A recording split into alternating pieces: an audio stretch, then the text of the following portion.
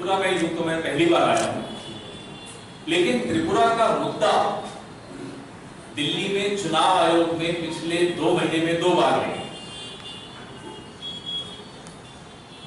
और बड़ा अफसोस होता था ये करते हुए कि इतनी खूबसूरत जगह, इतने अच्छे लोग और राजनीतिक संस्कृति इस तरह से दूषित की जा रही है त्रिपुरा की। दिल्ली में बैठकर ये देखकर बड़ा अफसोस होता था। 2018 के चुनाव से पहले जो वादे किए गए, वो 50,000 नौकरियों के वादे हों, वैकेंसीज के वादे हों, वो रबर फार्म के वादे हों,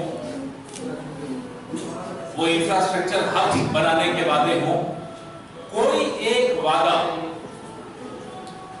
त्रिपुरा के लिए जो किया गया वो मोदी जी द्वारा किया गया हो या त्रिपुरा में भारतीय जनता पार्टी के नेताओं द्वारा किया गया हो, कोई वादा पूरा नहीं। तो जब चुनाव आता है और कोई भी आपसे वोट मांगने आए तो मुझे लगता है कि पिछले 5 साल का हिसाब किताब मांगना जरूरी है। हम कुछ खरीदने जाते हैं दुकान पर, पूरा मोलभाव करते हैं, जो चीज खरीद रहे हैं उसके बारे में और लोग क्या कहते हैं यह भी जानते हैं, जानकारी इकट्ठा करते हैं। तो जब 5 साल के लिए हम अपनी सरकार चुनते हैं तो उस पार्टी ने पिछले 5 साल क्या किया था, अपना मैनिफेस्टो में कितने वादे पूरे किए, ये जानना जरूरी है। आज पूरे नॉर्थ ईस्ट में त्रिपुरा नंबर 1 पर है बेरोजगारी के मामले में, 16.1%, डबल डिजिट। नेशनल एवरेज 7% का है और त्रिपुरा 16.1% बेरोजगारी कोई छोटी बात नहीं होती। तो यह सोचे बगैर तो हम वोट नहीं देंगे।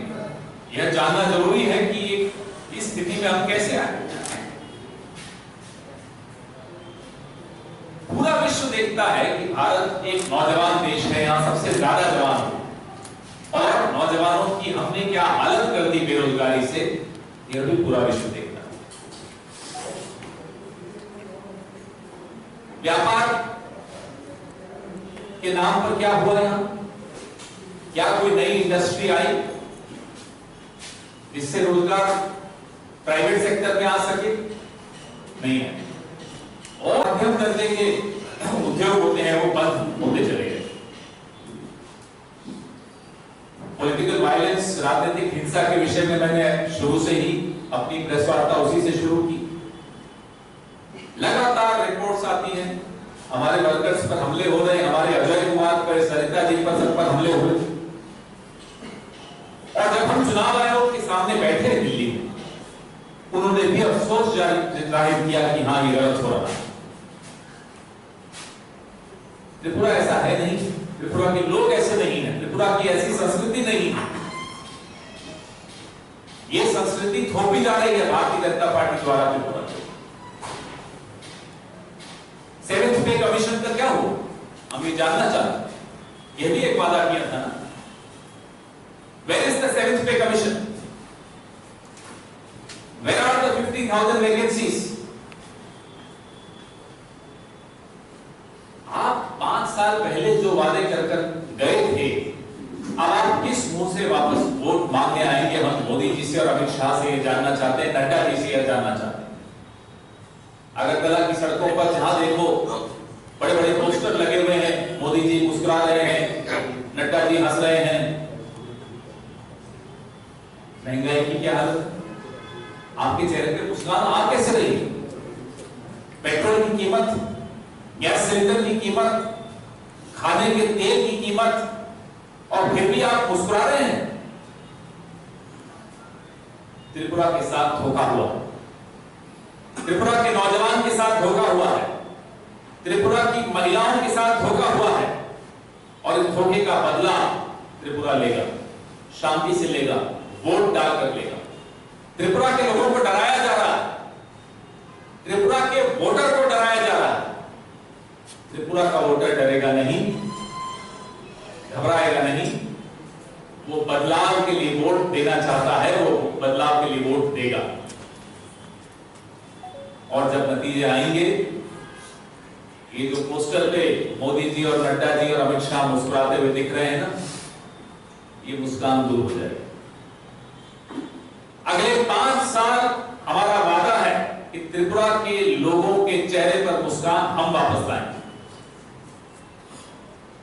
जो महंगाई का वजन लोगों के कंधे पर लाद दिया गया है, वो वजन हम कम करेंगे। नौकरियों की बात गंभीरता से हम करेंगे और वही वादा करेंगे जो हम पूरा कर सकते हैं।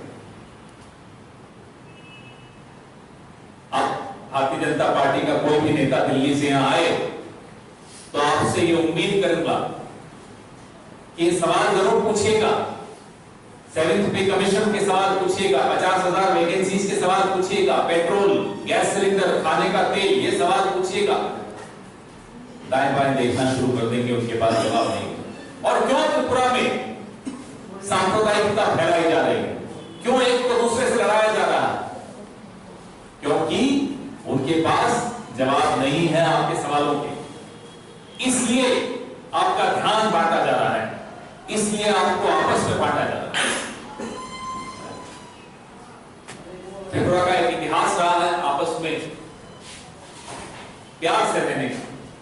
कई सालों के बाद फिर से इस तरह का सांप्रदायिकता देखने को मिल रही है। लगातार गलत खबरें यहां से वहां आ रही हैं देश भर में। ये बदलना होगा, और ये बदलाव तभी संभव है जब आप वोट देते वक्त इन सब सवालों को दिमाग में रखोगे और बिना डर के कांग्रेस वाम गठबंधन को वोट दो। आप सबके गठबंधन तो लगातार होते हैं। लोकतंत्र की ताकत इसी में है कि हम कुछ कॉमन प्रोग्राम्स बनाएं, उन मुद्दों पर इकट्ठे आएं और लोगों को एक अच्छी सरकार दे सकें। इसी में लोकतंत्र की ताकत है। भारतीय जनता पार्टी हार से डरी हुई है, उन्हें अपनी हार दिख रही है, इसलिए अब उन्हें हमारे गठबंधन में भी दिक्कत हो रही है। जब वो गठबंधन करते हैं, कश्मीर में महबूबा मुफ्ती के साथ गठबंधन करते हैं, कोई बात नहीं। अलग अलग राज्यों में, पंजाब में अकाली दल के साथ किया था, शिवसेना के साथ जब पहले उनका गठबंधन था तो शिवसेना बहुत अच्छी थी, फिर जब शिवसेना का कांग्रेस से गठबंधन हो गया तो शिवसेना खराब हो गई। तो इस तरह का ढोंग नहीं चले। लोकतंत्र है, इसमें पार्टियां साथ भी आएंगी। साथ आने के पीछे मंशा क्या है, नियत क्या है, प्रोग्राम क्या है, सरकार चलाने की विजन क्या है, नौजवानों के रोजगार के लिए क्या फॉर्मूला है, यह सब चीजें मायने रखती हैं। बाकी सब बातें बिल्कुल कोई मायने नहीं। बेधड़क होकर वोट दीजिएगा।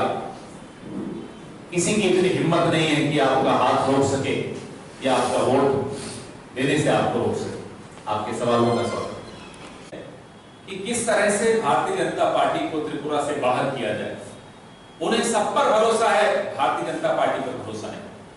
उन्हें भरोसा है हमारी नीयत पर, उन्हें भरोसा है कि ये वाम और कांग्रेस मिलकर जो भी देंगे भारतीय जनता पार्टी से लाख गुना बेहतर होगा। यह भरोसा सबसे पहली चरण होता है, पहला कदम होता है। उसके बाद सब कुछ स्पष्ट होता चला जाएगा। तो किसी के भी मन में कोई शंका या संशय नहीं रहना चाहिए। पहला वादा यह है कि जो आने वाली सरकार होगी, कांग्रेस और वाम गठबंधन की सरकार, वो एक बेहतर त्रिपुरा के नौजवानों के लिए नौकरियां और एक स्वच्छ प्रशासन, शांत त्रिपुरा जिसमें कोई अशांति नहीं हो, आपस में कोई वैर नहीं हो, कोई दुश्मनी नहीं हो, कोई झगड़े नहीं हो, इस तरह का त्रिपुरा हम देने का आपको वादा करें। और एक